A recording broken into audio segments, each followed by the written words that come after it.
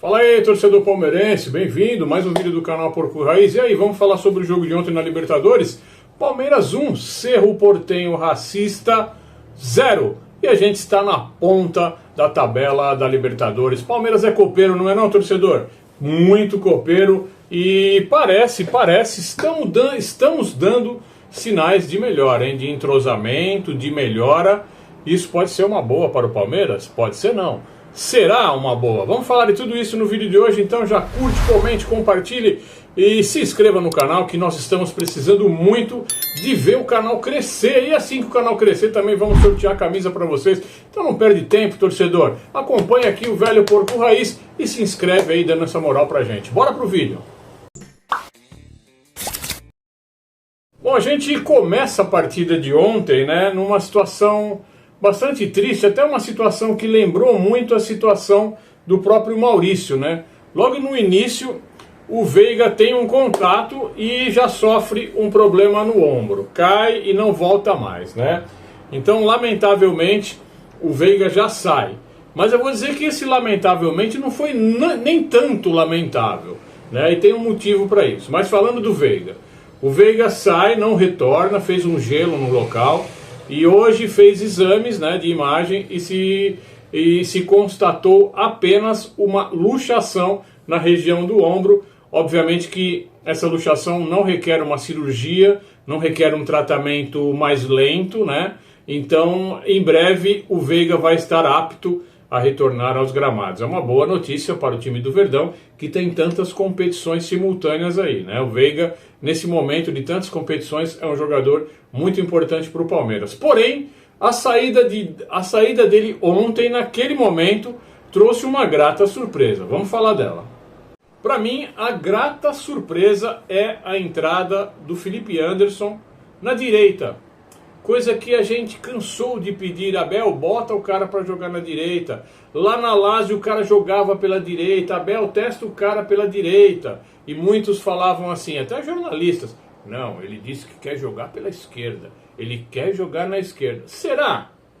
Será? Ou será que tem muito passapano, né? Na verdade, ele fala que ele joga em qualquer posição, que ele quer ajudar o clube. É lógico. Você acha que o cara acabou de chegar, é vinculado ao clube? Você acha que ele quer ter um problema institucional? Claro que não. Então ele não vai sair falando mal do Abel, falando mal do Palmeiras, falando mal de onde o estão colocando. Não vai fazer isso. É um profissional. Aliás, um bom profissional. Porque senão ele falaria, ah não, eu prefiro jogar ali na direita, a esquerda não está legal. Mas não, o que ele fala? Ele fala que ele está se adaptando, que ele está treinando e que ele, assim como sempre fez na carreira, vai tentar ajudar em qualquer posição, tá certo?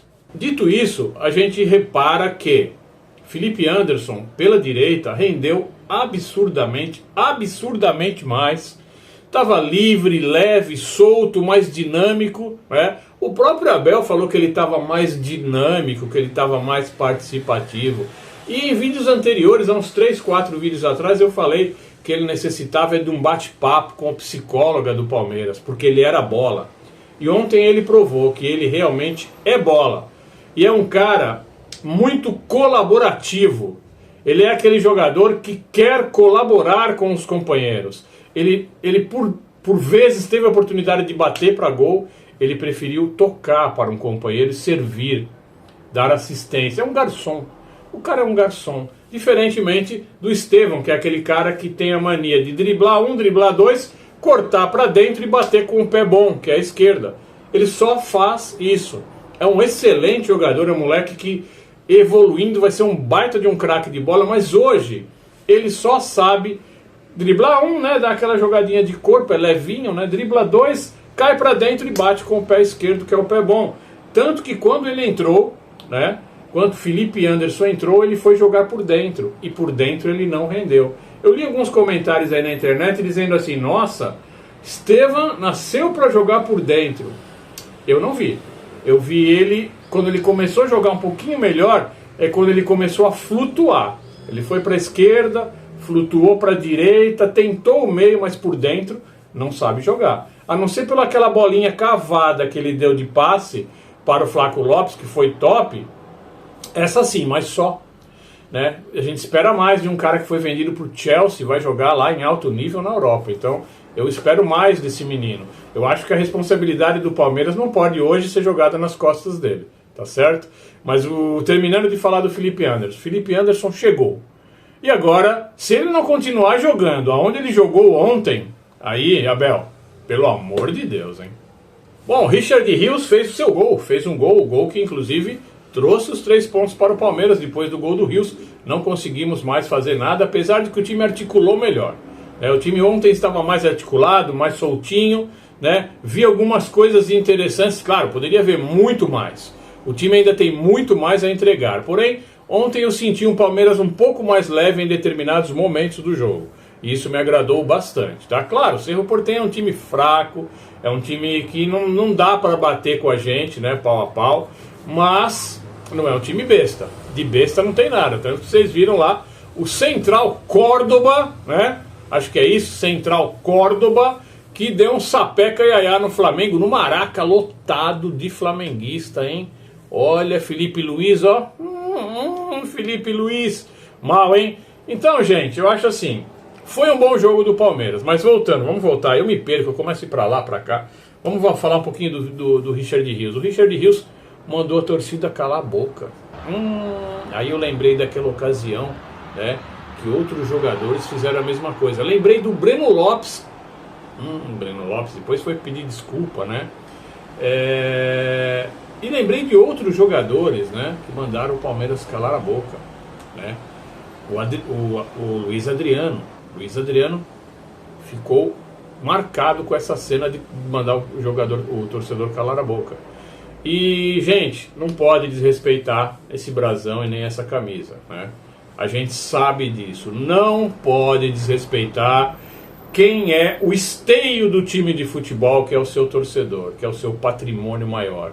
Não pode fazer isso, tá? O jogador, que é o cara dentro da relação, que tem que ter a frieza maior. Porque o jogador, ele é profissional, ele é remunerado para. O jogador é 100% paixão, 100% amor a esta camisa. E ele quer resultados. Então você, jogador, você é a parte desta relação que tem que ter mais frieza. Você não pode ir para o torcedor e brigar com o torcedor do seu time. Você não pode pedir silêncio para o torcedor do seu time. Você não pode fazer gestos obscenos para o torcedor do seu time. Bom, no frigir dos ovos, né? Tá passando as imagens aí. No frigir dos ovos ele foi lá, ele pediu desculpa e tá tudo bem. Saiu aplaudido, fez um bom jogo, né? Richard Rios é um peladeiro, mas joga bem. É um cara dedicado, que se entrega dentro do campo, né? E fez um bom jogo. No frigir dos ovos, tá tudo tranquilo com o Richard Rios e vamos para frente. Falando em Richard Rios, deixa eu colocar aí uma imagem, que é uma imagem de uma treta que teve ontem dentro do campo, né? Entre o Rios, já que a gente está falando dele, entre o Rios e o Vitor Roque, né? Vitor Roque e ele deram uma desentendida ali no finalzinho do primeiro tempo. Eu não sei se foi em função do silêncio que ele pediu e o Vitor Roque foi cobrá-lo nesse sentido. A gente não sabe o que foi, não temos informação do que exatamente aconteceu entre os dois, mas tretaram, né? Tretaram ali. Murilo teve que dar uma apaziguada, depois entrou o Everton, trocou uma ideia, enfim.